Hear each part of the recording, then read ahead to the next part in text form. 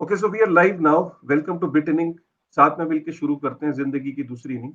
और वेब3 की दुनिया में आपका फिर से स्वागत है, powered by Ethereum push notification service EPNS, जिसका डिटेल में वीडियो हमने पास्ट में बनाया। ईपीएनएस बेसिकली जो पुश नोटिफिकेशंस हैं, आप जो वेब3 के अंदर जब इतनी सारी डिसेंट्रलाइज एप्लीकेशंस में जब आप डील करते हो, तो आपको नोटिफिकेशंस तो जरूरी है ना, वरना आपको पता कैसे लगेगा कि आपके वॉलेट्स में क्या हो रहा है, आपके स्मार्ट कॉन्ट्रैक्ट्स में क्या हो रहा है। आप जिन एप्लीकेशन से डील कर रहे हो उनको अगर कोई आपको मैसेज भेजना है, कुछ नोटिफाई करना है, तो ये सारी चीजें जो नोटिफिकेशन है वेब3 के अंदर, ये सारा काम ईपीएनएस करता है। इसका डिटेल में वीडियो हमने डाला है, उसको आप जाके डिस्क्रिप्शन में चेक कर सकते हो। आज का वीडियो बहुत इंपॉर्टेंट है, आपने थंबनेल देख लिया होगा। तो आज हम, पता है क्या है, शुरुआत जो है, हम हमारा जो फोकस है बहुत सारी टेक्नोलॉजी पे है, वेब3 पे है, ओवरऑल इकोसिस्टम की हम बात करते हैं, क्या क्या नई चीजें हो रही हैं हम उन पे बात कर रहे हैं। लेकिन अगर आप देखें तो वेब3 की शुरुआत क्यों हुई? वेब3 की शुरुआत इसलिए हुई कि क्योंकि जब सबसे पहले सतोशी नाकामोटो ने ये प्रूव करके दिखाया कि जो मनी है, मनी को डिसेंट्रलाइज किया जा सकता है। जब एक बार मनी को डिसेंट्रलाइज किया जा सकता है, तो उसके बाद जो अपॉर्चुनिटीज हैं, जो पॉसिबिलिटीज हैं, वो मतलब इनफाइनाइट है। क्योंकि जब एक बार आपने इंसेंटिव को डिसेंट्रलाइज कर दिया, मतलब जब हम जीवन में बढ़ते हैं, आगे बढ़ते हैं, पैदा हुए, काम कर रहे हैं, तो हम किसी इंसेंटिव और रिवॉर्ड के लिए काम कर रहे हैं। वो जो रिवॉर्ड है उसको एक बार ही डिसेंट्रलाइज कर दिया, मनी को जब डिसेंट्रलाइज कर दिया, जो कि हमेशा से सेंट्रलाइज थी। तो 2008 के बाद जब सतोशी नाकामोटो ने ये कारनामा करके दिखाया, उसके बाद वेब3 के जो पॉसिबिलिटीज हैं वो इवॉल्व हो पाई। आज अगर बिटकॉइन नहीं होता तो वेब3 नहीं होता। इसको किसी किताब में लिख लीजिए। अगर आपको ये भ्रम की स्थिति है कि बिटकॉइन नहीं भी होता तो भी वेब3 होता, तो ये बिल्कुल नहीं होता। आप इसको लिख लीजिए, क्योंकि वेब3 इंसेंटिव पे चलता है। इंसेंटिव मतलब जो नेटवर्क को रन करते हैं लोग मिलके, वो वेब3 के अंदर जब उनको इंसेंटिव मिलता है डिसेंट्रलाइज तरीके से, वो बिटकॉइन ने प्रूव करके दिखाया। आज हम अपडेट्स कुछ ऐसे हैं कि बिटकॉइन के जो मेजर अपडेट्स हैं उनको आज हम कवर करने की कोशिश करेंगे। तो आज एक एक करके हम उनको टॉपिक्स को कवर करते हैं। I request Pranav to share the screen if possible.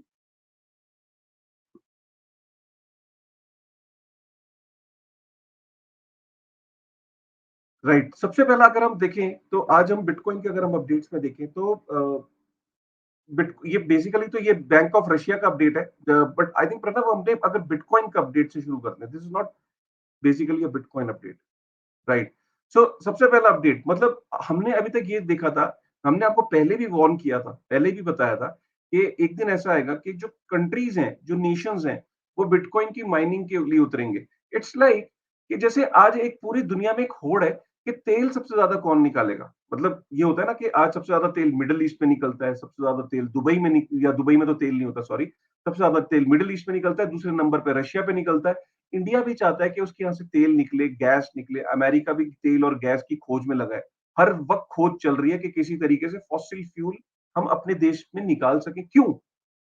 क्योंकि हम अपने देश में निर्भर हो सके, मतलब हमें यूएस डॉलर खर्च ना करने पड़े। अगर मुझे यूएस डॉलर खर्च करके तेल मंगाना पड़ता है, तो मेरा जो खजाना है, मेरा रिजर्व डिप्लीट होता है, खत्म होता है। तो हर कंट्री चाहती है कि उसके यहाँ से तेल निकले। एक दिन ऐसा आएगा कि हर कंट्री ये कहेगी कि मुझे बिटकॉइन बाय ना करना पड़े बाहर से, मुझे यूएस डॉलर खर्च करके बिटकॉइन ना लेना पड़े, मेरी करेंसी डिप्लीट ना हो, मेरे फॉरेन एक्सचेंज डिप्लीट ना हो। तो मैं क्या करूंगा? मैं बिटकॉइन को अपने ही देश में माइन करूंगा। एक दिन आएगा, और वो दिन की शुरुआत हो रही है। अगर आप देखो मायामी, वो पीछे पड़ गया कि मैं माइनिंग प्लांट्स लगाऊंगा। आप देखो टेक्सास, टेक्सास की गवर्नमेंट बिटकॉइन माइनिंग में उतर रही है।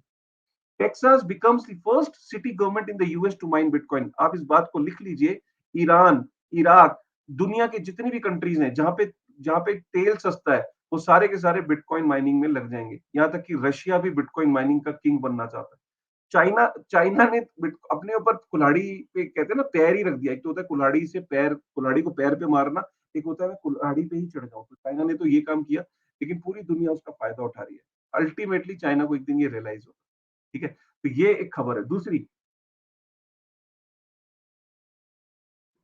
अगर हम देखें, ये भी बिटकॉइन से रिलेटेड नहीं है, ये क्रिप्टो से रिलेटेड है। This we can cover later. Bitcoin specific जो न्यूज है उसमें, यस, सबसे बड़ी न्यूज है, Central African Republic becomes the second country to adopt bitcoin. मतलब आप देखो कि अफ्रीका के अंदर अभी तक, हमने देखा साउथ अमेरिका के अंदर एल सल्वाडोर ने ये काम किया, सबसे पहली कंट्री वो बनी। उसके बाद वहां पे पनामा, हॉन्डुरस, मैक्सिको, ये सारी कंट्रीज के अंदर वो उन्होंने एल सल्वाडोर को देख के वो कहीं ना कहीं उनके यहाँ पे वो रेगुलेटरी फ्रेमवर्क और लीगल टेंडर को लीगल टेंडर बनाने के लिए बिटकॉइन को वहां पे एक डिस्कशन छिड़ गई है साउथ अमेरिका में। हॉन्डुरास, मेक्सिको, पनामा, इन सब के अंदर बात चल रही है। अब अफ्रीका के अंदर पहली बार जो वहां की कंट्री है, सेंट्रल अफ्रीकन रिपब्लिक, कंट्री छोटी है, अपनी खुद की करेंसी की कोई वैल्यू नहीं थी उसकी, राइट। इन्फ्लेशनरी इकोनॉमी थी, बहुत बुरे हाल थे। तो उन्होंने कहा यार अगर इन सारी सफरिंग से निकलना है, और उन्होंने एल सेल्वाडोर के मॉडल को जब देखा तो उन्होंने कहा ठीक है, let's do it. Central Africa है, ये अफ्रीका का हार्ट है, और ये वहां पे पहली कंट्री बनती है जो बिटकॉइन को as a legal tender adopt कर रही है। ये बहुत बड़ी न्यूज है, बिकॉज बाकी अफ्रीकन अफ्रीकन कंट्रीज भी इस मॉडल को देखेंगे। अगर हम अगले उस पे चले पर मुझे सेक्शन पे। पर मुझे पता है, मैंने आपने आपने अगर एल सेल्वाडोर का मॉडल पढ़ा हो तो इट वाज लाइक कि इकोनॉमी बुरी है, बट जो लोग हैं वहाँ के, they were very tech savvy. ATM use करना आता था, इलेक्ट्रॉनिक डिजिटल पेमेंट्स करने आते थे। सेंट्रल अफ्रीका में तो इलेक्ट्रिसिटी नहीं है, मोबाइल ही लोगों के पास क्वाड पैड वाले हैं, लाइक आईफोन्स एंड ये स्क्रीन वाले मोबाइल नहीं है। They still don't do like so many digital payments other than Nigeria, पूरे अफ्रीकन कॉन्टिनेंट में। तो ये जो मॉडल वो लोग अप्लाई कर रहे हैं ना एल सेल्वाडोर से, उनने आधा ही कॉपी किया। उनको अगर पूरा उसका ज्योग्राफी समझ आता तो उनको समझ आता था कि there might be more challenges to this, right, क्योंकि this is a cutting edge technology. Technology के ऊपर ही तो बिटकॉइन बना हुआ है, ब्लॉकचेन टेक्नोलॉजी के ऊपर, डिजिटल लेजर के ऊपर बना हुआ है। तो सेंट्रल अफ्रीका में कंप्यूटर्स की जो चीज है, कंप्यूटर्स का यूसेज ही बहुत कम है। तो बिटकॉइन का यूसेज थोड़ा सा टफ रहेगा, but I would be really like sir, I mean I would really want to see कि आगे क्या होता है। बट स्टिल शुरू में अगर सेंट्रल अफ्रीकन रिपब्लिक खुद अडॉप्ट कर लेती बिटकॉइन को, और फिर उसको धीरे धीरे लीगल टेंडर बनाती, यानी लाइक गोल्ड रिजर्व जैसे होते हैं ना, डॉलर रिजर्व जैसी होते हैं, वैसे बिटकॉइन को एज अ रिजर्व लेती और फिर लीगल टेंडर बनाती तो अच्छा होता। But it is what it is right now.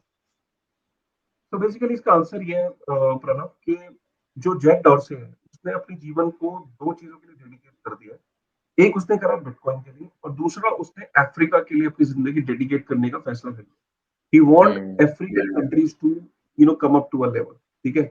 इसीलिए वो बिटकॉइन माइनिंग से लेके जितने भी अपनी नए प्लांट्स हैं, अपनी बिटकॉइन माइनिंग्स हैं, नई कंपनी की रजिस्ट्रेशंस हैं, वो सारी अफ्रीका में कर रहा है। उसने ये मान लिया है कि अफ्रीका, अगर world has to grow, Africa has to grow, right. तो वाह। इसीलिए जो जो ब्लॉक स्ट्रीम के साथ जैक डॉर्से मिलके कुछ काम कर रहा है, उसके अंदर मैं आपको बता दूं, उसको पता है कि internet is the biggest challenge in African country, right. तो हमें पता है कि ब्लॉक स्ट्रीम ने काम किया है जिसमें बिना इंटरनेट के, through satellite, you can process bitcoin transaction, ठीक है, जिसमें आपको इंटरनेट की जरूरत नहीं पड़ती। तो वो उस इंफ्रास्ट्रक्चर पे भी काम कर रहे हैं कि जिन देशों में इंटरनेट नहीं है प्रॉपर, या मोबाइल फोन प्रॉपर पेनिट्रेशन नहीं है, वहां पे किस तरीके से वो एक स्मार्ट डिवाइसेस निकाल के जो बिना इंटरनेट के सैटेलाइट के थ्रू बिटकॉइन ट्रांजेक्शंस को प्रोसेस कर सके, उस पर काम चल रहा है। आई एम श्योर कि एटलीस्ट पहला स्टेप लिया है, और आगे आगे चीजें कहीं ना कहीं मिल के definitely they go through this. वाह, ये बहुत अच्छा स्टेप है। और जैसा हम बताते हैं ना वेब3 की दुनिया में कि always front run the opportunity, तो आपने एक फिर से अल्फा लीक कर दिया है कि अफ्रीकन कॉन्टिनेंट से और भी बहुत सारी गुड न्यूज़ेस आने वाली हैं क्रिप्टो को लेके। एनीवेज, डेफिनेटली, जैसे कि मैंने अभी बताया आपको, मतलब ब्राजील, पनामा, मतलब अब आप, यार मतलब मुझे तो ये समझ नहीं आ रहा कि ये अचानक फोमोसा हो गया। मतलब आप देखो, पहले एल सेल्वाडोर होता था, उसके बाद अब धीरे धीरे सेंट्रल अफ्रीका हुआ, अर्जेंटीना में एक सिटी थी आपका, और एक दो शहर हुए। और अब देखो पनामा का जो लेजिस्लेचर है वो भी they are approving a bill to regulate crypto in their country as well. So again, ये जितने भी साउथ अमेरिकन कंट्रीज हैं, वहां पे तो वो लिटरली इस पे बहुत तेजी से काम चल रहा है। आप देखो ब्राजील, अगेन ना साउथ अमेरिकन कंट्री, उसने वहां पे बिटकॉइन लॉ जो है, जो बिटकॉइन वहां पहली बार 5 साल लगे उन्हें कि क्रिप्टो के अराउंड जो बिल को पास करने के लिए पार्लियामेंट में, और उन 5 सालों में उन्होंने दे टुक देयर टाइम, लेकिन ब्राजील के अंदर उन्होंने फाइनली जो बिल है वो पार्लियामेंट के थ्रू पास किया है, जिसमें बाय दिसंबर 2022, मतलब विंटर के आसपास, आपको पूरा रेगुलेटरी फ्रेमवर्क एक क्रिप्टो के अराउंड, पूरी न्यू गाइडलाइंस, लीगल फ्रेमवर्क एक तैयार हो जाएगा। उनको लगा टाइम, लेकिन finally Brazil is on the right direction. In fact Brazil की कुछ कुछ सिटीज हैं जहाँ पे ऑलरेडी टैक्स, आप टैक्सेस पे कर सकते हो बिटकॉइन के अंदर। हमने पिछले ये रियो दे जेनेरियो में हमने सुना था कि वहाँ की जो म्युनिसिपल कॉर्पोरेशन है वो वहाँ पे डायरेक्ट और इनडायरेक्ट टैक्सेस जो है वो बिटकॉइन में कलेक्ट कर रही है। ऑलरेडी रियो दे जेनेरियो ये कर रहा है। अब Brazil overall as a country is approving this bitcoin law नाम दिया उन्होंने, but this applies to all the cryptos as right. Well.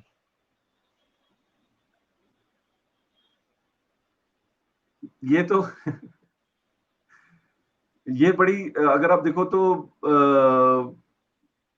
मतलब क्यूबा क्यूबा की और यूएस की लड़ाई जो है वो आपको मतलब जग जाहिर है। मतलब आज तक यूएस के जो सैंक्शंस हैं वो इतने स्ट्रिक्ट सैंक्शंस हैं, आज भी इतने खतरनाक सैंक्शंस हैं कि क्यूबा को आज भी ब्लैक लिस्ट किया हुआ है यूएस ने।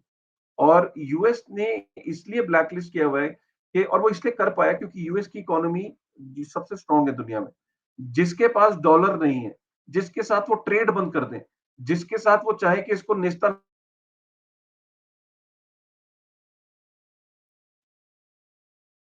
सो शायद बीच में कुछ लैग आ गया था। Pranab, now you can you hear me? हाँ हाँ, I can. So so Cuba के ऊपर इतने सैंक्शंस उन्होंने लगा दिए अमेरिका ने कि क्यूबा हमेशा से एक बहुत ही यू नो एक स्ट्रगलिंग इकोनॉमी रही है। लेकिन अब क्यूबा को होप दिख रहा है कि बिटकॉइन को जिस तरीके से एल सल्वाडोर ने या जिस तरीके से और कंट्रीज कर रही हैं, तो क्रिप्टो जो है वो गेन कर रहा है बिकॉज क्रिप्टो बॉर्डरलेस है। क्रिप्टो को किसी सॉवरेन कंट्री की जरूरत नहीं पड़ती अप्रूवल की उसको ट्रांसफर करने के लिए, ज्यूरिसडिक्शन फ्री है। तो इसलिए क्यूबा को लग रहा है कि आने वाले समय में they can bypass US sanctions through crypto and through bitcoin. इसीलिए वहां पे बहुत ज्यादा जो लोग हैं वो बिटकॉइन के जैसे क्यूबा की इकोनॉमी डिपेंड करती है कि वहां पे जो लोग क्यूबन्स हैं वो बाहर काम करते हैं और वहां पे रेमिटेंस भेजते हैं। तो पहले उस रेमिटेंस को भेजने के लिए उनको अमेरिकन कंपनीज को पैसे देने पड़ते थे। अब क्यूबा क्या कर रहा है कि रेमिटेंस जो है वो क्रिप्टो में भेज रहे हैं लोग वहां पे। तो क्यूबन्स ये चाह रहे हैं कि वहां पे ये इकोनॉमी और ग्रो करे, ये क्रिप्टो इकोनॉमी, ताकि वो सैंक्शंस को बाईपास कर सके। ऐसे आप बहुत सारे एग्जांपल्स देखोगे फ्यूचर में भी। ये क्या न्यूज़ है? So basically two new territories are adopting bitcoin, जिसके अंदर आपके अगर आप देखो नीचे नाम थोड़े से टिपिकल हैं। Prospera jurisdiction on the Roatan island. तो बेसिकली हॉन्डुरास के अंदर एक जिसे कहते हैं ना कि कुछ एरियाज ऐसे होते हैं जो कंट्री के अंदर ही सॉवरेन होते हैं। तो मतलब ये जैसे प्रॉस्पेरा एक आइलैंड है हॉन्डुरास के अंदर ही, जहाँ पे they are independent in a way to design their own law. तो प्रॉस्पेरा और मडेरा जो है जो कि पोर्चुगल के अंदर फॉल करता है, तो वहां पे बिटकॉइन को डी फैक्टो लीगल टेंडर करने का प्लान है। यार मतलब ये लिस्ट जो है मुझे ऐसा लग रहा है कि मई का एंड तो अभी क्या चल रहा है, अप्रैल मई शुरू हो गया, मई के एंड तक मुझे ऐसा लग रहा है 8 से 10 तक तो ये पहुंच जाएगी, जिस तेजी से ये लिस्ट बढ़ रही है। मतलब एक भी नहीं था और अब अचानक 5 हो गए, 10 आ जाएंगे और मुझे लगता है ये बाय द एंड ऑफ 2022। मतलब बहुत सारी कंट्रीज ऐसी और बहुत सारी सिटीज होंगी जहां पे bitcoin will be seen as a legal tender. अच्छा, मजे की बात ये है, जब भी बियरिश मार्केट आती थी, बियरिश मार्केट में हमेशा ये कहते थे बिटकॉइन खत्म हो गया, बिटकॉइन मर गया, बिटकॉइन का ये लास्ट फेज था, बिटकॉइन तो इट्स अ डेड एसेट। इस बार मैं देख रहा हूँ कि बियरिश मार्केट चल रही है इतने समय से, लेकिन कोई भी ये नहीं कह रहा कि बिटकॉइन खत्म हो गया। Everybody has now at least a consensus कि bitcoin is here to stay and bitcoin is the future.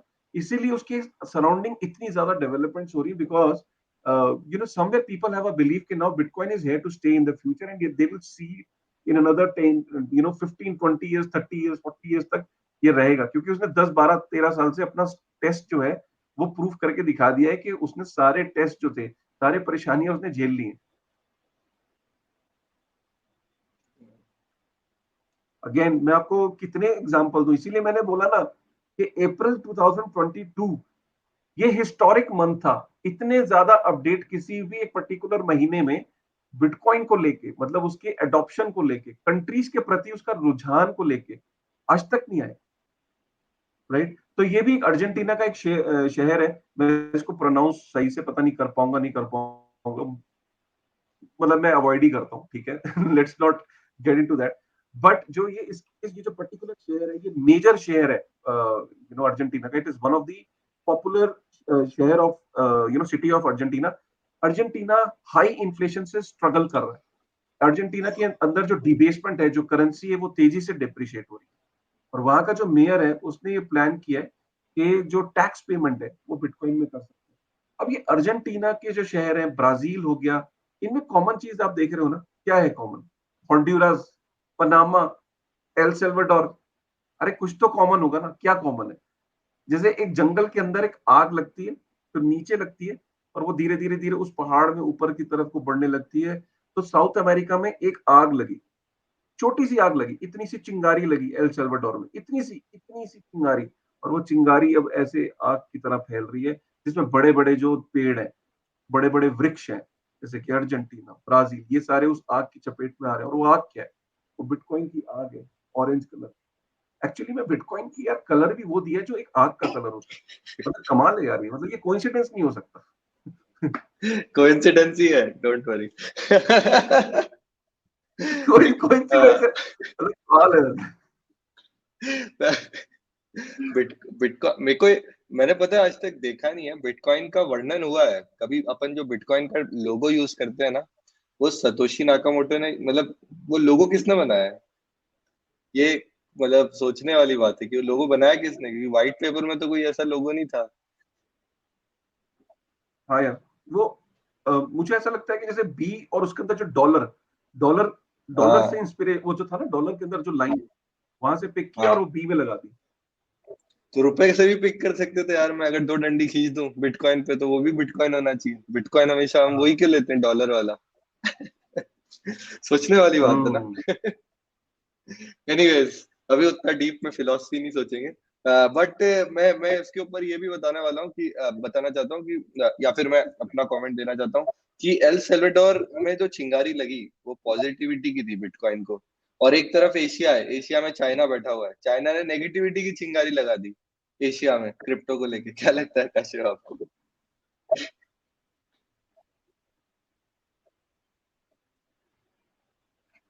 Sorry, मैंने तुम्हारा कुछ इंटरनेट वीक की वजह से लूज करा, दोबारा रिपीट करोगे? हाँ, मैं ये बोल रहा था कि बिटकॉइन ने बिटकॉइन में पॉजिटिव, आप बोल रहे थे ना, एल सल्वाडोर ने पॉजिटिविटी की चिंगारी लगा दी थी पूरे साउथ हाँ। अफ्रीका, साउथ अमेरिका में। तो चाइना ने वही एशिया में एक बहुत ही नेगेटिविटी की चिंगारी लगाई हुई है, क्योंकि आप जो भी अपडेट देखोगे वो अफ्रीका में होंगे, लाइक साउथ अमेरिका में होंगे, नॉर्थ अमेरिका में होंगे, पर एशिया से हमेशा साइलेंस आ रहा है अभी क्रिप्टो को लेके। यार इसका ना, मैं अगर एग्जांपल दूं इसका, मैं अगर मैं आपको देना चाहूँ, एक तो बड़े देश है, मतलब अगर आप देखो एशिया के अंदर, अगर आप देखो चाइना, इंडिया, ये बड़े देश है, ठीक है। और ये जो बड़े देश होते हैं, ये जो डेवलपिंग इकोनॉमीज होती हैं, ये एक एक ट्रैक पे चल रहे हैं। मतलब इनको, इन देशों को लगता है कि यार ये they are almost on the verge of getting into that league of developed country, जहां पे हम एग्जांपल्स देते हैं, ठीक है। जैसे अमेरिका, और उस लीग में एंटर करना चाहते हैं। अब उस लीग में जब एंट्री करने के लिए they don't want to take a risk, जहां पे ना कुछ ऐसा ना हो जाए, कोई गलत स्टेप ना हो जाए। अगर आप देखो, El Salvador has nothing to lose, Central Africa has nothing to lose, Honduras has nothing to lose, Argentina has nothing to lose. Why? Because Argentina में ऑलरेडी 30-40% की इन्फ्लेशन रेट से चल रहा है वहां पे, पता तुम्हें? इन्फ्लेशन रेट 30-40% पहुंचा हुआ है वहां पे। लेटेस्ट तो मेरे को लगता है कि 40 प्लस होगा। अब 40 प्लस इन्फ्लेशन रेट में ऑलरेडी जो हालत बुरी है, वहां लोग ऑलरेडी वहां की लोकल करेंसी में विश्वास कम जता रहे हैं, वहां के बैंकिंग सिस्टम में ऑलरेडी लोगों का विश्वास उठने लगा है। तो वो कह रहे हैं यार चल लेट्स ट्राई दिस एक्सपेरिमेंट। अब इंडिया और चाइना जैसी स्टेबल इकोनॉमीज जो डेवलपिंग है और पावरफुल है, और एक right on the verge of getting into that bigger league, वो रिस्क नहीं लेना चाहते। तो इसीलिए इसीलिए अगर इंडिया के लिए अगर नथिंग टू लूज सिचुएशन होती ना, तो India would have said okay fine, let's do this. right. So that is I think that psyche is playing with them, but they understand. तभी आप देख रहे होगे कि जो हमारी फाइनेंस मिनिस्टर है उन्होंने रिसेंटली ये बोला कि वो रश नहीं करना चाह रही हैं। बहुत इंपॉर्टेंट लाइन है, ये एक बहुत सिग्नल भी है, अल्फा इनफैक्ट, कि वो ऑब्जर्व कर रही हैं, चीजों को देख रही हैं, रश नहीं करना चाह रही। अगर रश करेंगी तो हो सकता है गलत स्टेप ले ले। इसीलिए वो ये इंपॉर्टेंट है, ये पॉइंट तुमने इंपॉर्टेंट पॉइंट छेड़ा है एक्चुअली। करेक्ट। बहामा एक और सारी छोटी कंट्रीज अडॉप्ट कर रही हैं अभी। बहामास मतलब सैम बैंकमैन फ्राइड जो एफटीएक्स का फाउंडर है, वो उसका बेस बहामास है, और मेरे ख्याल उसने तो वहां की सिटीजनशिप भी ले ली होगी, और वहां पे सोलाना का भी बेस है। अब आप देखो कि मतलब आप ये देखो कि बहामास इतना प्रोग्रेसिव है कि वहां पे टैक्सेस, तो ये बहुत छोटी न्यूज है, जो बहामास प्लान कर रहा है वो कल को सिटीजनशिप से लेके रेजिडेंसी वीजा भी बिटकॉइन में इशू करने वाला है। वो वहां पे बहामास ये कह रहा है कि मुझे नेक्स्ट दुबई बनना है। I want people to come here and not just take up residency visa, but become the citizen of the country and work here. So Bahamas एक नेक्स्ट लेवल पे प्लानिंग कर रहा है, नेक्स्ट लेवल पे काम कर रहा है। Correct correct. पोर्चुगल यूरोप का सबसे क्रिप्टो फ्रेंडली नेशन। इतनी पॉजिटिव न्यूज यार, कम से कम मिठाई के डब्बे खोल लो दोस्तों। अबे कम से कम बर्फी के, मतलब अगले, मैं ये चाहूंगा कि ट्विटर पे लड्डू लड्डू के डब्बे वब्बे खोलते हुए कोई फोटो वोटो डाल दो यार, कि प्रणब को तो वैसे ही मीठा बहुत पसंद है, खाना नहीं खाता है ये, सिर्फ रसमलाई खाता है शादी में, और 101 रुपए देता है सिर्फ, क्योंकि खाना नहीं खाता ना, तो कम पैसे देता है जबकि शगन में देता है। अरे मेरे को कोई शादी में नहीं बुलाएगा आप। और फोटो डाल देंगे लोग ट्विटर पे कि रोटी खाते हुए पकड़े गए, सिर्फ मिठाई के नाम का इनविटेशन लेके आए थे। एनीवेज, एक और बड़ी अच्छी खबर है जो रशिया में आई है। Bank of Russia seeks to allow stock exchanges to trade digital assets. यानी जैसे नैस्डैक होता है, सेंसेक्स होता है, उसके ऊपर हम सिर्फ और सिर्फ शेयर मार्केट ट्रेड करते हैं। तो शेयर मार्केट के मतलब अगर आप स्टैट्स अगर देखो, कितने लोग क्रिप्टो को ट्रेड करते हैं वर्सेस कितने लोग शेयर मार्केट में ट्रेडिंग करते हैं, वो एक वास्ट डिफरेंस है। मेरे ख्याल से 1000x या 10,000x होगा शेयर मार्केट में ट्रेडिंग करने वाले लोग वर्सेस क्रिप्टो में ट्रेडिंग करने। तो अगर रशियन बैंक्स अगर इनेबल कर देती हैं स्टॉक एक्सचेंजेस में क्रिप्टो को ट्रेड करना, तो एक बहुत बड़ा मास एक्सेप्टेंस होगा और मास इनफ्लो ऑफ मनी आएगा into the crypto markets from Russia. No doubt about it. देखिए, रशिया के अंदर जो स्टॉक एक्सचेंज है वो क्रिप्टो एक्सचेंज की तरह भी ऑपरेट कर सकती है। इससे होगा ये कि जो लोग स्टॉक्स में डील करते हैं, सिर्फ स्टॉक्स के प्लेटफॉर्म पे हैं, स्टॉक्स के ऊपर ही विश्वास करते हैं, उनको अचानक उनको एक क्रिप्टो की भी ऑफरिंग वहीं पे मिल रही है, वहीं पे वो बाय कर सकते हैं, वहीं पे ट्रायल कर सकते हैं। इससे होगा ये कि छोटे पॉकेट साइज में जो इन्वेस्टर्स हैं, जो स्टॉक्स में डील कर रहे थे, अभी क्रिप्टो में नहीं कर रहे थे, वो आना शुरू हो जाएंगे।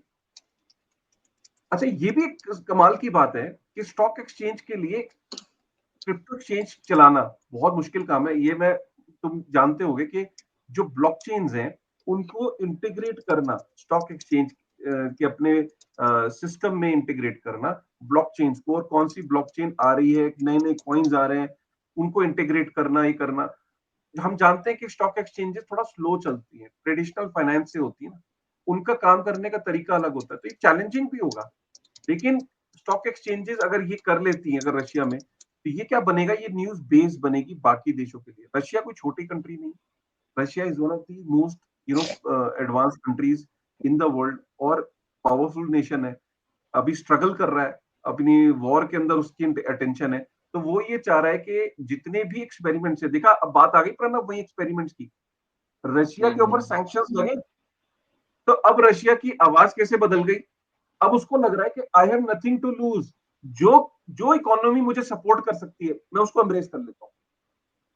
पहले उसकी आवाज कुछ और थी, पहले उसकी आवाज शेर की आवाज थी, आज उसकी आवाज जो है वो गीदड़ की आवाज हो गई है, क्योंकि वो चाह रहा है कि सब चीजें एक्सेप्ट कर ले। पहले ये क्रिप्टो के अगेंस्ट होता था रशिया, लेकिन अब करेक्ट इसको अचानक ही लग रहा है कि यार कहीं में ये ग्लोबल लेवल पे सैंक्शंस मेरी इकोनॉमी को तबाह ना कर दें, तो मैं क्या करता हूँ, जो भी चीज मेरी इकोनॉमी को स्ट्रॉन्ग कर सकती है मैं उसको एक्सेप्ट कर लेता हूँ। तो क्रिप्टो के अंदर अपॉर्चुनिटी देख रहा है। Correct. Germany after Portugal banking giant, again commercial Germany license तो और क्रिप्टो। जर्मनी तो आप सोचो कमर्शियल लाइसेंस फॉर मतलब क्रिप्टो इन द सेंस कि वहां पे जो ऑलरेडी जर्मनी के अंदर आप म्यूचुअल फंड्स के अंदर, सो बेसिकली वहां पे म्यूचुअल फंड जैसे प्रोडक्ट्स हैं जहां पे आप फंड्स हैं, क्रिप्टो फंड्स हैं जहां पे आप कंपनी से इन्वेस्ट कर सकती हैं। ये जनरली किसी देश में नहीं होता है कि गवर्नमेंट ने अभी तक कंपनीज को बोला हो डायरेक्टली क्रिप्टो में इन्वेस्ट करने के लिए किसी फंड में। वहां पे कंपनीज को बोल दिया है कि आप एक्सपोजर ले सकते हो। वहां पे ऑलरेडी जो बैंक्स हैं उनको क्रिप्टो में वो एज अ कस्टोडियल काम कर सकते हैं, और अब वो लाइसेंसेस भी इशू कर रहे हैं, पर्टिकुलर लाइसेंस। आप देख रहे हो हम बातें क्या कर रहे हैं, हम बात कर रहे हैं एक तरफ लीगल टेंडर्स की, हम बात एक तरफ कर रहे हैं कि रेगुलेशंस हो रही हैं, कमर्शियल बैंक्स को लाइसेंस मिल रहा है, दे कौन रहा है, जर्मनी दे रहा है, रशिया दे रहा है।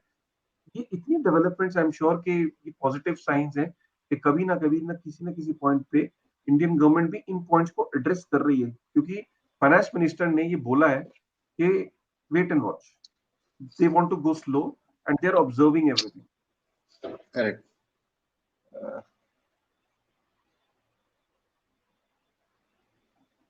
टेनेसिया काय है? टेनिस से कुछ है ये। Tennessee Department of Treasury has published a request for proposal to detail how the state's crypto assets such as Bitcoin would be handled by custodians, right? So basically, it's a US का Treasury Department है, right? Tennessee Department of Treasury. Tennessee is a country or what? If you can just check. हाँ, Tennessee Tennessee state, the landlocked state in the landlocked state है US में, US में, state है। right? So basically जैसे New York है, आपके और जो अलग अलग स्टेट्स है, वॉशिंगटन है, तो ये नहीं नहीं, टेनेसी इज न्यूयॉर्क स्टेट नहीं है, न्यूयॉर्क तो सिटी है, राइट? न्यूयॉर्क सिटी, कैलिफोर्निया हाँ, जैसे स्टेट है। हाँ, कैलिफोर्निया है, ठीक है, कोलोराडो है, राइट, टेक्सास है, ठीक है, वैसे ही टेनेसी है। तो टेनेसी की जो ट्रेजरी डिपार्टमेंट है, right, oh it's one of दो स्टेट्स। मैंने यार टेनेसी का नाम नहीं सुना था आज तक, surprising. Right. So again, this seems to be a small state, but uh, so they have asked for a research paper, basically a feedback that as a treasury किस तरीके से क्रिप्टो को एज अ कस्टोडियन को handle कर सकते हैं। ठीक है, जो क्रिप्टो एसेट्स हैं, तो उसके जो उसको उसका अगर कस्टोडियन बनना है गवर्नमेंट को, जैसे गवर्नमेंट के पास गवर्नमेंट काफी सारी चीजों की कस्टोडियन होती है, वैसे ही टेनेसी का जो स्टेट है वो कह रही है कि अगर हमें कस्टोडियन बनना है, जनता का क्रिप्टो अपने पास रखना है, अगर उसका कस्टोडियन सर्विसेज प्रोवाइड करनी है अपने सिटीजन्स को, अपने रेजिडेंट्स को, तो हमें वो किस तरीके से प्रोवाइड कर सकते हैं, उसके लिए उन्होंने वेंडर्स से टेंडर मंगाए हैं, वेंडर्स को स्क्रूटनाइज करने के लिए। लेट्स फिगर आउट कि हम ये कैसे कर सकते हैं। Again a positive sign. Right. तो काफी काफी सारी मल्टी मास अडॉप्शन की न्यूज़ेस आई है पूरे वीक में, I guess. And it's like really, you know, क्या बोलते हैं उसे, April 2022 was the month in in in a decade जब ऐसा हुआ हो। पर ऐसा हो सकता है कि लाइक एक आध महीने बाद ये वाला जो मंथ है, जो नई हाँ, न्यूज़ेस है, वो उसको ओवरटेक कर ले। बिल्कुल बिल्कुल ऐसा होता है, और मुझे ऐसा लगता है ऐसा होगा, क्योंकि अब जो स्पीड ऑफ, आपको ना देखो, आप डिसअपॉइंटेड होगे प्राइस को लेके, आई एम श्योर आप देख रहे होगे कॉइन गेको में बिटकॉइन क्यों नहीं बढ़ रहा, क्रिप्टो एज अ एसेट मेरा कॉइन नीचे है, इतनी सारी न्यूज का मुझे क्या फायदा है, कॉइन तो नीचे जा रहे हैं, मार्केट नीचे जा रही है, मैं तो मर गया, मैं तो बर्बाद हो गया। देखो यार, मैं फिर आपको बता रहा हूँ, we are very early in this, very early. मतलब हम इतने अर्ली हैं कि मैं आपको एक छोटा सा अगर ये एग्जांपल दूं कि जैसे 1999 में एक बूम आया था, इंटरनेट बूम आया था, तो मैंने आज ही ट्वीट किया है, उस ट्वीट के अंदर मैंने लिखा है कि 1999 के अंदर 457 टेक आईपीओ हुए थे, 457 टेक्नोलॉजी आईपीओ। मतलब इतना बूम आया था, जिसको देखो आईपीओ ला रहे, जैसे आज आप आईसीओ, आईडीओ और आप ये देखते हो ना टोकन लॉन्च, नए नए प्रोजेक्ट, उसी तरीके से इंटरनेट के एरा में 457 आईपीओ आए थे, और उनमें से 25% आईपीओ के प्राइसेस जो है वो डबल हो गए थे। मतलब जैसे ही लॉन्च होते थे, डबल डबल डबल, जिसको देखो टू द मून जा रहा है। लोगों ने सोचा भैया to the moon, to the moon, to the moon, to the moon. 2 साल बाद यही 457 में से सिर्फ 76 रह गए। Are you getting me? लेकिन उन 76 में से कुछ एक ऐसे ऐसे प्रोजेक्ट्स थे जो कि उस टाइम पे वक्त से पहले, वक्त मतलब बहुत आगे था वक्त। बिग डेटा का इस्तेमाल आज भी पूरी तरीके से नहीं हो पा रहा है। ई कॉमर्स कहीं ना कहीं बहुत आगे। और जो 3 चीजें मैंने लिखी, VoIP, voice over internet protocol, e commerce, big data, ये 3 चीजें 1999 में भी कंपनीज लेके आई थी और बंद हो गई थी, और कुछ रह गई थी। तो इसका मतलब क्या है कि वक्त से पहले कुछ कंपनीज आई, वो बंद हो गई थी उस समय में, लेकिन जब आगे देखा तो उनकी जरूरत थी, वो आगे प्रोग्रेस करी, उनका वक्त उस टाइम नहीं था। ऐसे ही आज अगर आप वेब3 को देखो, हाइप है, बहुत सारे प्रोजेक्ट आ रहे हैं, लेकिन क्या सारे रहेंगे फ्यूचर में? मैं हमेशा कहता हूं नहीं रहेंगे। कुछ रहेंगे, कुछ ऐसे रहेंगे कि दुनिया को ट्रांसफॉर्म करेंगे, आने वाली जनरेशंस को ट्रांसफॉर्म करेंगे, बहुत हेल्पफुल होंगे।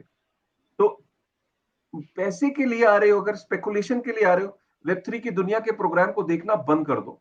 ये तुम्हारे लिए नहीं है, ये तुम्हें डिसअपॉइंट करेगा। ये थके हुए चेहरे, ये बोरिंग अध्यापक वाले चेहरे तुम्हें पसंद नहीं आएंगे।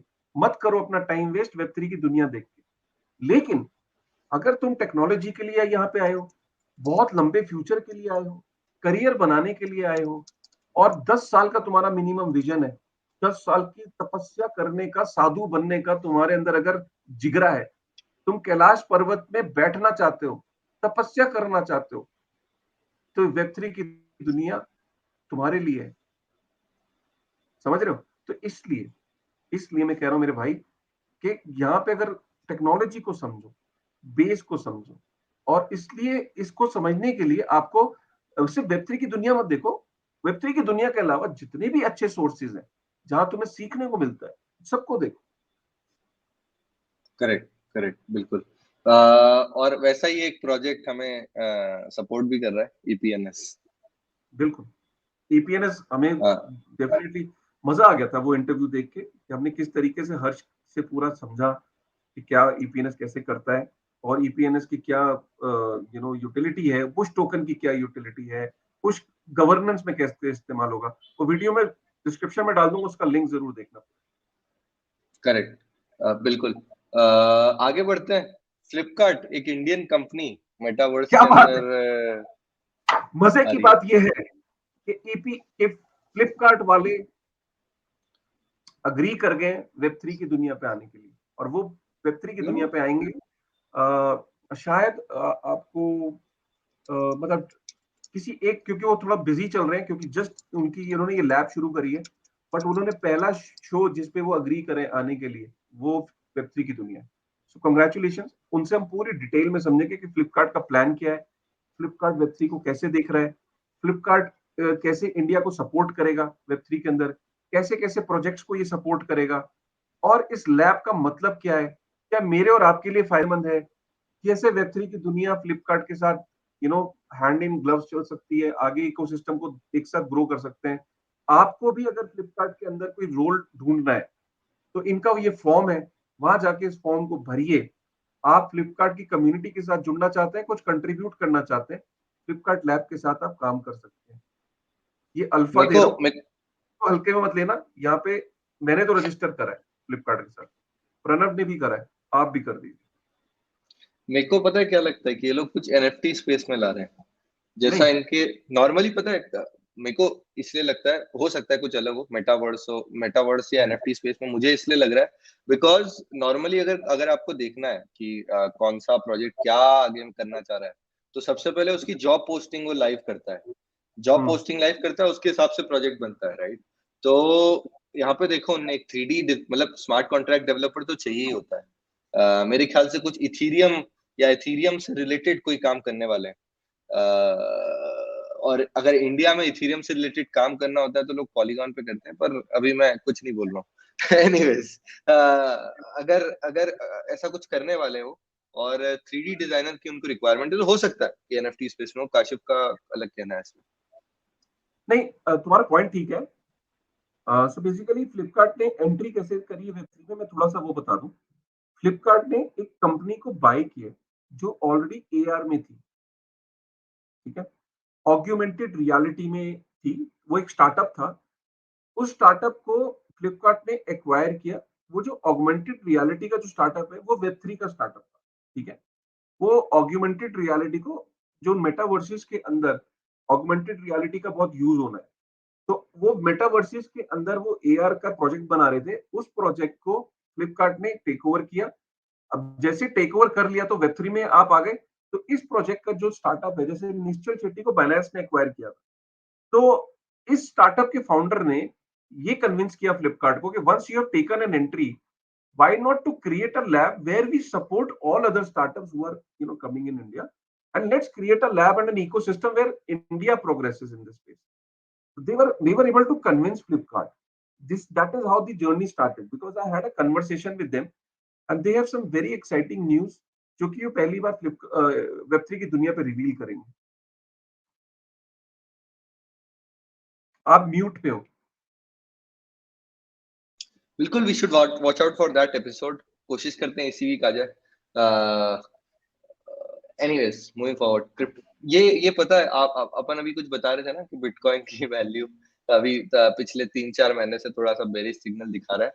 तो उसी के अंदर एक news I, crypto investors world wide ranked in 163 billions, rank in 163 billions in gain in 2021, a 400% increase from prior year in Bitcoin and Ether prices hit records. 163 billion के गेन हुए हैं, जो, और ये पता है ये 2021 में हुआ है, राइट बिफोर द अडॉप्शन। तो मैं आपको ये बिल्कुल नहीं समझाना चाह रहा हूँ कि वेब3 की दुनिया देखोगे तो अमीर हो जाओगे, बट आप ये देखो कि जो 2018-19 के अंदर आए थे, उनने 2021 में गेन किया सबसे पहला, और इतना बड़ा गेन किया। तो आपको भी थोड़ा वेट करना पड़ेगा ना अपना फर्स्ट गेन करने के लिए। आओ और एकदम छा जाओ, ऐसा तो नहीं हो सकता ना। You always have to wait, learn, and then you can grow in the particular space. Similarly, इस पर्टिकुलर स्टैटिस्टिक्स में इसलिए दिखाना चाहता था आपको कि if you have the perseverance then you can make money. कोई आपको रोक नहीं सकता करने से, but you will have to have perseverance and fundamental knowledge about that technology for a very long time, और उसको होल्ड करके आपको रखना पड़ेगा तब जब दुनिया उसके बारे में गलत सलत बातें करेगी। 2017 के अंदर, अगर आप काशिफ, आप जानते होंगे, आप तो बहुत पहले से हो स्पेस में, 2018 के अंदर लोग क्या क्या बोलते थे बिटकॉइन को, ये तो बबल है जो फूट गया है अब, it will never come back, it will never come back. 2018 से 2020 में जिसने क्रिप्टो को होल्ड करके रखा, उसका जितना गेन हुआ है उतना किसी का गेन नहीं हुआ है वेब3 इंडस्ट्री, मतलब इन terms of like knowledge as well as capital gains. बिल्कुल बिल्कुल, ये बहुत इंटरेस्टिंग है। जो लोग ये सोचते हैं कि मेरा कॉइन गिर गया, मर गया, उन लोगों के लिए ये इंफॉर्मेशन है। और मैं हमेशा कहता हूं कि आप लंबी अवधि के लिए बने रहें। और अब आप बोलोगे कि मैंने इनू को अगले 5 साल के लिए मैंने इन्वेस्ट कर दिया है, या मैं पप्पी इनू को 5 साल के लिए मैं रखूंगा अपने पास, ठीक है, तो फिर वो ऑब्वियसली आप बहुत बड़े रिस्क ले रहे हो।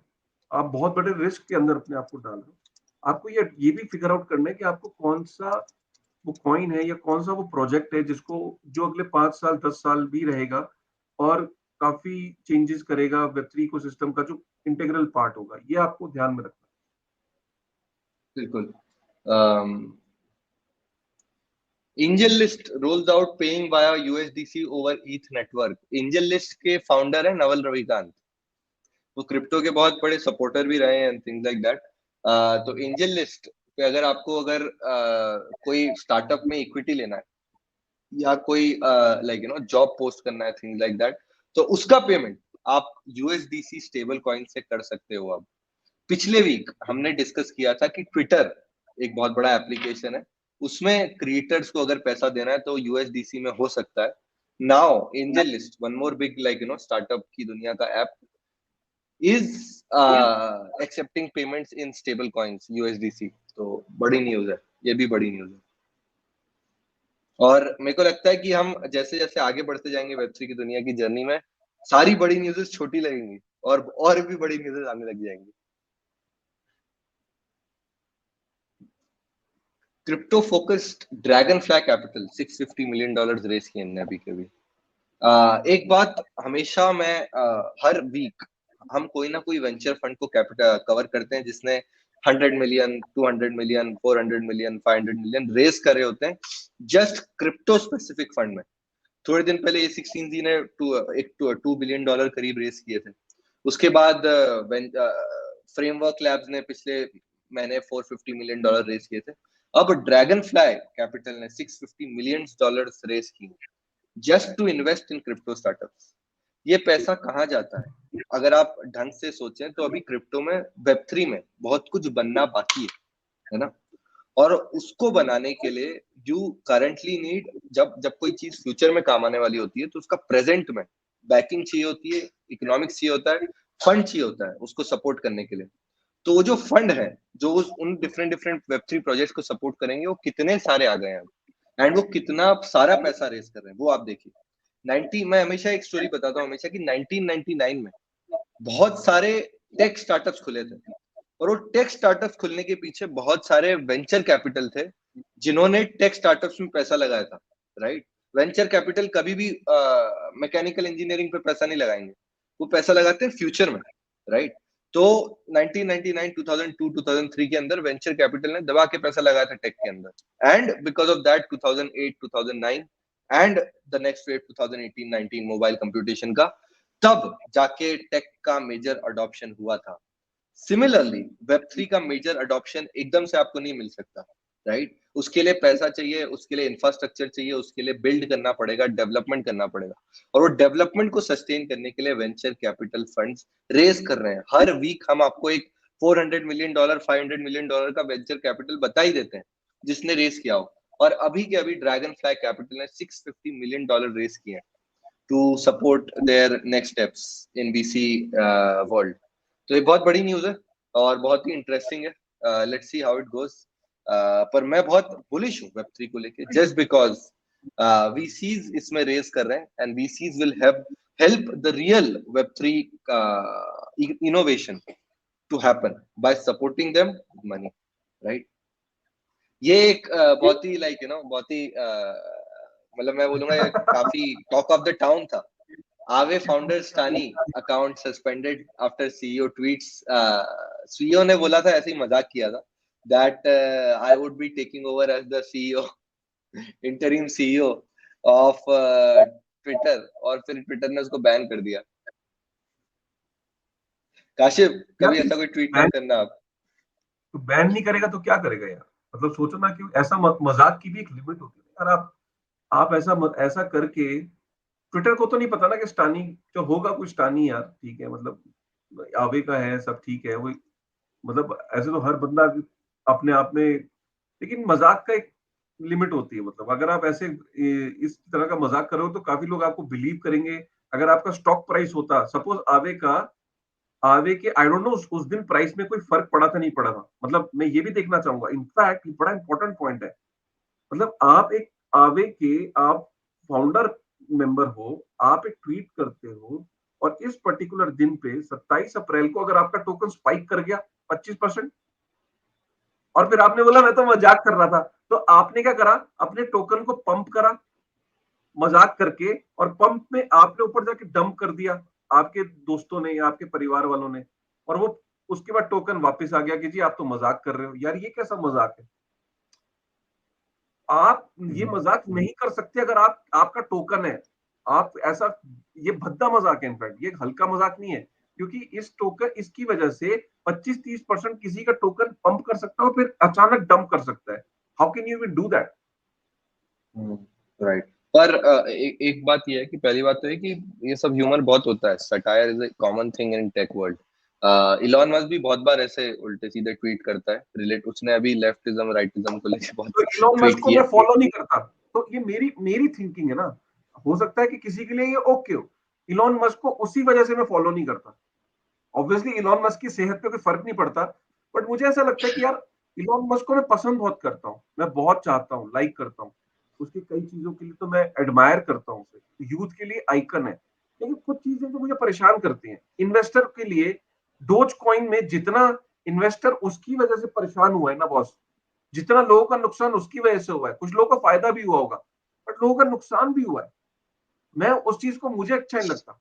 ऐसी टेस्ला के स्टॉक में, और उसका केस चल रहा है, एसईसी ने बोला हुआ है, एसईसी के पास लिस्ट है ट्वीट की, जहां पे एसईसी को लगता है कि ये एक सोची समझी साजिश थी इलॉन मस्क की तरफ से। मुझे नहीं लगता कि किसी भी आदमी का टोकन हो उसको ऐसे गैर जिम्मेदार, यार एक बात बताओ, हम वेब3 की दुनिया में, हम यहाँ पे टोकन प्राइसेस की बात नहीं करते। हम अगर इतना अपने एंड पे, हम दो व्यक्ति हैं जबकि, और हम आपस में इतना, इतने एपिसोड्स हो गए, हम कभी भी ऐसी बात नहीं करते कोई जिससे कि लोगों का नुकसान नहीं हो जाए।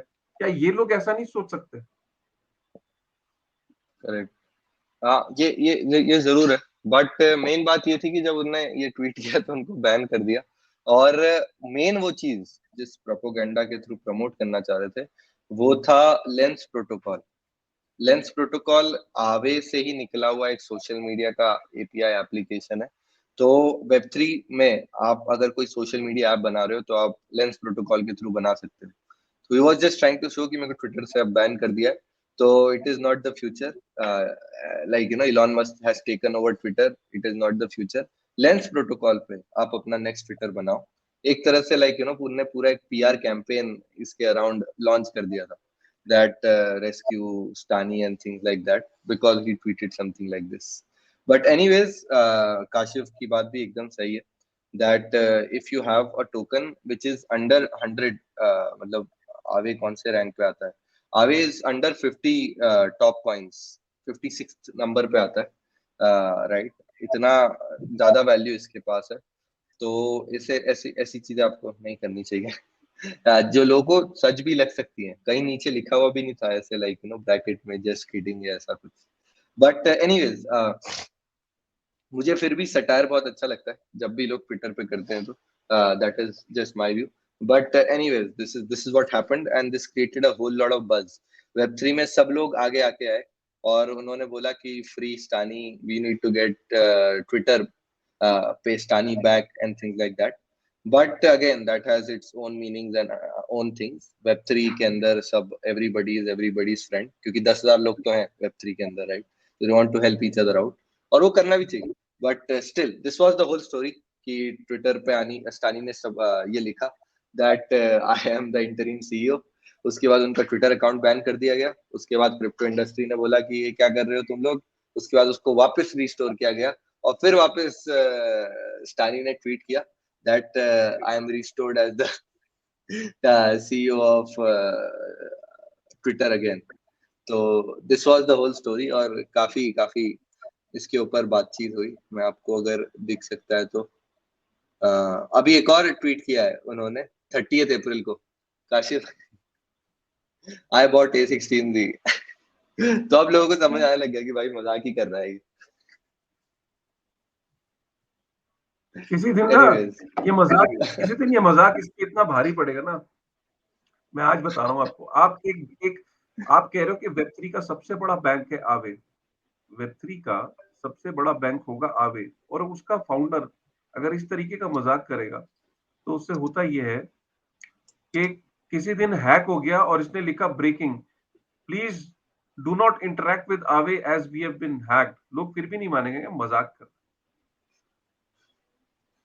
अगर आप देखो तो DeFi पल्स के ऊपर मेकर जो है उसके बाद आवे आता है सेकंड नंबर आवे पे। आवे वेब3 का बहुत बड़ा एक, मतलब ये समझ लो, ये जेपी मॉर्गन ऑफ वेब3 हो गया यार।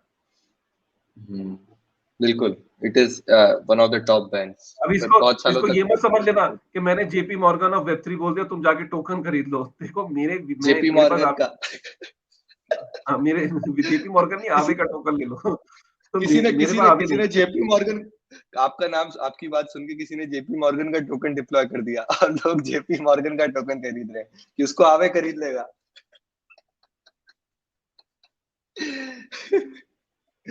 हाँ, बट अगेन फोमो मत करना, आवे या कोई भी टोकन मत खरीदना। बट स्टिल हम बस बता रहे हैं कि ये आवे के साथ पूरी तरह से ये वाली चीज हुई है। Moving Pranab forward. मुझे ना प्रणब मुझे कल सपना आया कि तुमने एक स्टार्टअप शुरू किया है। ये अगले एपिसोड में अच्छा, बताऊंगा मैं। अरे बाप रे। देखते हैं देखते हैं। आप ही बताओ क्या स्टार्टअप खोला है। एनीवेज, एनएफटीज के यार बहुत ज्यादा बूम चल रहा है अभी वेब3 के अंदर। हम एक बहुत क्रूशियल न्यूज भी कवर करना चाह रहे हैं युगा लैब्स की। पर उसके पहले सोलाना, मतलब कोई भी चीज एनएफटी कोई नया आता है ना, उसके ऊपर सबसे पहले ना कोई फंडामेंटल डिस्कशन होता है, ना कुछ होता है कि इसको इसका बैकर कौन है या इसके पीछे कौन सी टीम है, कौन लोग सपोर्ट कर रहे हैं, क्या हो रहा है, कुछ नहीं। सबसे पहले कोई प्रोजेक्ट आता है, उसके बारे में मार्केट पे बताया जाता है। तो आपको भी आता होगा काशिफ, मेरे को भी आता है डिस्कॉर्ड पे कि like this particular NFT is launching in some days, इसको खरीद लो, अमीर बन जाओगे एंड थिंग्स लाइक दैट। रोज ऐसे हजारों ट्वीट्स मैसेजेस आते हैं। मेरे को अभी आएगा तो मैं आपको दिखाता हूँ, कोई अगर मेरे को आया हुआ होगा तो। बट रोज ऐसे ट्वीट आते हैं सबको दैट सोलाना मतलब this particular NFT is dropping in 2 days, 0.2 Ethereum में खरीदो, ये वाला एनएफटी खरीदो, वो वाला एनएफटी खरीदो, थिंग्स लाइक दैट। ये मतलब this is a common thing that every person who has been on a particular discord has always faced। ये देखो, ऐसे ऐसे तरह के उल्टे सीधे मैसेजेस आते हैं फालतू के। And this is common in the NFT world, क्योंकि लोग फंडामेंटल्स देखते ही नहीं है। जैसे ही एनएफटी देखते हैं, जैसे ही लॉन्च देखते हैं कि भाई हो रहा है, एकदम दुम दबा के उसको लेने की कोशिश करते हैं कि भाई ये नेक्स्ट बोर्डे प्याज क्लब तो नहीं है, इसको लूंगा तो मैं 100 इथीरियम खरीद सकता हूँ, मैं अमीर बन जाऊंगा और थिंग्स लाइक दैट। और बिकॉज ऑफ दैट जब भी एक नया एनएफटी प्रोजेक्ट मिंट होता है तो बहुत सारी नॉइज क्रिएट हो जाती है मार्केट के अंदर। और वैसी एक नॉइज सोलाना का एक एनएफटी था, Okay Bear stops. Okay Okay Bears tops the chart. South African wine NFTs है ये, जो सोलाना के ऊपर डिप्लॉय किया था। ये बोर्डे प्याज क्लब से भी ऊपर आ गया था in terms of 24 hours sale volume OpenSea के ऊपर। तो ये मतलब एक तरह से फंडामेंटली मतलब बहुत ही डिस्टॉर्टेड कम्युनिटी अभी एनएफटीज की बनी हुई है। और अगर ऐसा कोई भी प्रोजेक्ट लॉन्च करता है, वो एकदम से 5-10 दिन के लिए ऊपर आता है और फिर एकदम ठंडा पड़ जाता है। तो this is not good for people who मतलब जिन्होंने फोमो में खरीद लिया। ये पर्टिकुलर था, मैं आपको दिखा भी देता हूँ। This was Okay Bears. तो एकदम शुरू में इतना खतरनाक फोमो इसके ऊपर क्रिएट हो गया था कि भाई ये मिंट हो रहा है, इसको जल्दी से खरीद लो, जल्दी से खरीद लो, otherwise you will lose the thing to be the next board APH club। board APH club का ये बाप है सोलाना के ऊपर and things like that। but ऐसा नहीं होता है। तो that is the first news। एक और सबसे इंटरेस्टिंग न्यूज ये है कि Yuga Labs, the people who created Bored एपीएच क्लब, इसके बारे में एक बहुत डिटेल्ड न्यूज है। पहली बात तो ये है कि बोर्ड एपीएच क्लब ने एक मेटावर्स का अनाउंसमेंट किया था कि वो एक मेटावर्स लाने वाले, ठीक है। और मेटावर्स के अंदर ही मेटावर्स का नाम था अदर साइड, राइट। उसकी लैंड सेल होने वाली थी, ठीक है। तो लैंड सेल अगर कोई, जाहिर सी बात है, अगर युगा लैब्स कोई लैंड सेल करेगा, और उन्होंने बोला कि हम एप कॉइन के थ्रू लैंड सेल करेंगे। यानी अगर आपको एक 10 बीघा का 10 एकड़ का लैंड लेना है युगा लैब्स के लैंड वाले उसमें, तो आपको 300 एप कॉइन या कुछ ऐसे एक दो जो भी XYZ ABC एप कॉइन्स देने पड़ेंगे ताकि आप लैंड ले सको, ठीक है। तो इतने कंफ्यूज थे वो लोग अपना ये लैंड सेल करने में दैट उन्होंने अपने ही पैरों पे कुल्हाड़ी मार ली। सबसे पहले तो बात ये कि अगर NFT आप मिंट कर रहे हो तो वो फ्री में देना चाहिए, ऐसा नहीं था। 300 या कुछ एप कॉइन्स आपको मिनिमम देने थे। 305 एप कॉइन्स इनिशियल प्राइस था आपको ये पर्टिकुलर जो NFT है which was called as Otherside, उसको खरीदने के लिए, ठीक है। तो सबसे पहली बात तो ये कि अदर साइड को खरीदने के लिए 305 एप कॉइन आपको देने थे, ठीक है, मिंटिंग कॉन्ट्रैक्ट के अंदर। तो ये जैसे ही आपने दिए, उसके बाद युगा लैब्स ने बोला कि इसको हम डच कॉन्ट्रैक्ट की तरह करेंगे कि जैसे जैसे प्राइस बढ़ता जाएगा वैसे वैसे वैसे लाइक लोग बढ़ते जाएंगे, वैसे वैसे प्राइस बढ़ता जाएगा इस पर्टिकुलर लैंड सेल का and things like that. And then they were like कि नहीं नहीं नहीं, डच सेल नहीं करेंगे, हम नॉर्मल ऑक्शन करेंगे, ठीक है। तो ये यहाँ पे बोला था हम नॉर्मल ऑक्शन, मतलब इतना कंफ्यूजन है कि पहले नॉर्मल ऑक्शन करेंगे, फिर डच ऑक्शन करेंगे, फिर वापस नॉर्मल ऑक्शन करेंगे। और जिस दिन ऑक्शन हुआ उस दिन इन्होंने पूरी तरह से ये देखो इथीरियम को पूरी तरह से क्लॉक कर दिया।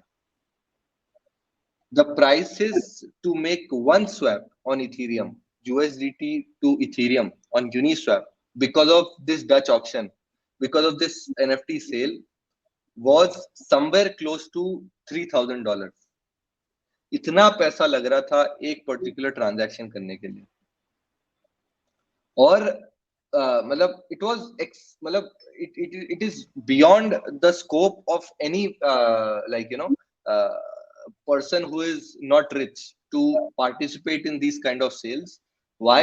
Because इतना पैसा लग रहा था सिर्फ सेल में पार्टिसिपेट करने के लिए। और जैसे ही वो सेल खुली, लोगों ने धड़ाधड़ एकदम इतने सारे गैस इन्वेस्ट करा एंड दे NFT एक तरह से इथीरियम को एक तरह से ब्रेक ही कर दिया, बहुत बुरी तरह से क्लॉक कर दिया मार्केट को। And people could not by the NFT। बहुत लोगों की क्या होता है ना काशिफ, जब ट्रांजैक्शन होता है, आपने सपोज $1000 का ट्रांजैक्शन किया और $3000 रेट चल रहा है, 5 मिनट तक आपका 10 मिनट तक आपका ट्रांजैक्शन सक्सेसफुल नहीं हुआ, तो फिर वो फेल हो जाता है और जो $1000 आपने गैस में लगाए थे वो गए, वो आपको वापस नहीं मिलते हैं, वो तो कंज्यूम हो जाते हैं नेटवर्क के द्वारा।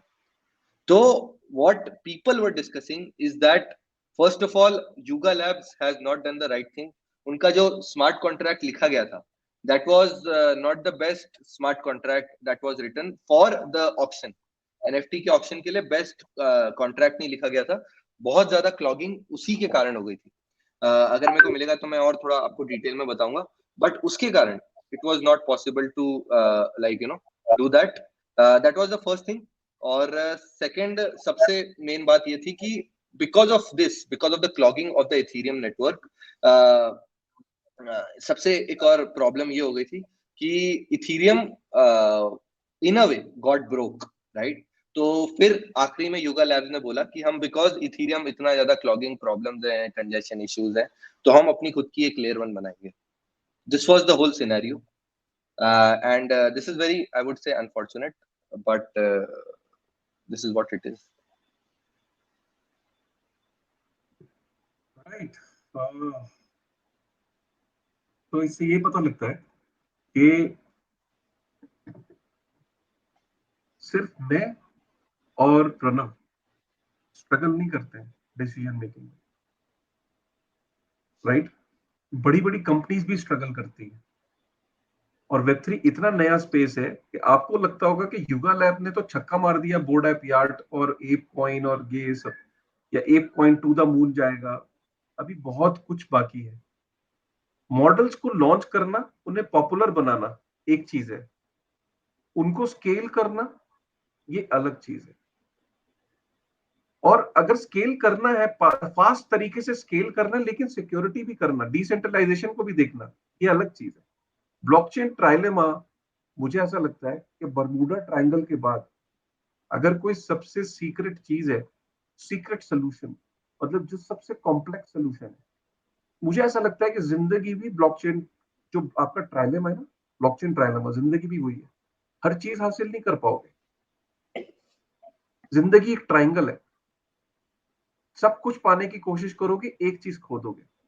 पैसा चाहोगे, बहुत ज्यादा पैसा चाहोगे, शांति को खोओगे। शांति को चाहोगे, पैसे को खोओगे, सेहत को खोओगे। जिंदगी भी ब्लॉकचेन ट्रायलेमा है, हर चीज नहीं पा पाओगे।